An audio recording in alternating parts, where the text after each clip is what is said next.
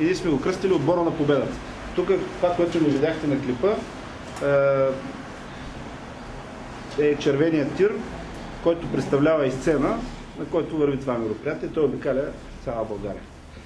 Йоана е лицето, така, едно от лицата на нашата кампания. Тази песен е един своеобразен химн на кампанията, която чухте сега, ти си наред, сега е твоя ред. И диджеите от Deep Zone Project. Импровизирана анкета, така импровизирано раздадена и проведена, но това по никакъв начин не намалява нейната стойност, доколкото повече от 2000 човека се включиха в това допитване, което целеше да покаже каква е познаваемостта на нашите европейски депутати в бургаското общество.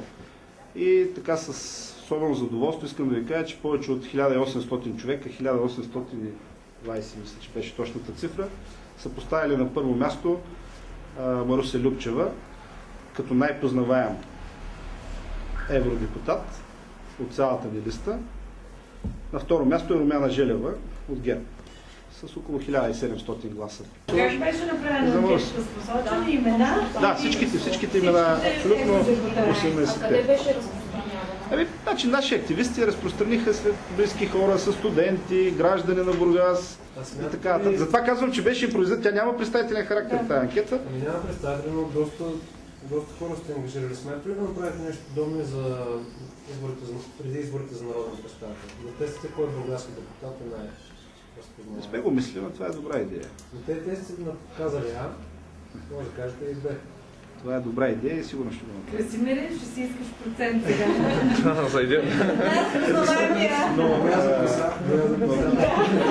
За сметка на това ще направим едно друго допитване до бургаските граждани, но нека пак да бъде... Да, макар че аз...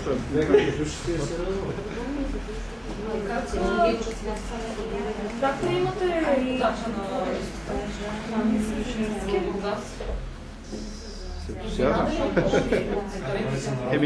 Вижте, аз вчера съм гласувал на пленум на Националния съвет за този водач, така че отговорът ми е, приемам го напълно нормално, с ентусиазъм. Освен това, той по-скоро е технократ. Ето още едно потвърждение, че БСП е отворена към мислещите хора. Не само към твърдите партийни ядра и активи и твърдите електорати. Да не забравяме, че това е един от най-добрите финансисти в България към този момент. Това може само да не радва. Доказан професионалист, успешен министър и в крайна сметка аз смятам, че в негово лице Бургас ще има достоен представител в бъдещия парламент. Една от идеите на презареждането е да представим и хората, разбира се, които ще участват в правенето на политика и които ще бъдат в нашите листи по места. Така че тези хора, които ще видите качели там на тази сцена, най-вероятно ще бъдат и в листата. Не коментирам места, за нас местата няма значение, важното е, че сме част от отбора. Но тези хора, тяхната битка на нашия отбор не е само пак казвам, в тези избори, те ще бъдат реализирани в администрация, в общинско самоуправление, въобще в цялостния процес на политика. Ники тук напира да каже нещо. Аз Орешарски иска да кажа, че не много разчитаме на това, че той ще привлече много странични свои собствени симпатизанти да гласуват за нас, защото ясно е, че една партия на избори, каквито са особено за национален парламент, не може да разчита само на свой електорат, дори и на тесния си кръг привърженици, а трябва да акумулира много по-силен вод. А Орешарски е точно такъв човек. В смисъл, той не е пряко обвързан с нашата партия, но затова пък той може да донесе много по-голяма периферия. Иначе ако беше някой чист партиец, значи така иначе той акумулира вода на левите симпатизанти. Успех на всички и ви очакваме на 28 в Карнобат, на 30 в Бургас. Заради България. Кампания на младите в БСП.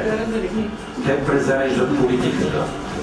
Отбор от цялата страна, работещ за България. Млади и компетентни, с идеи, знания и умения, те имат енергия за своето презареждане България.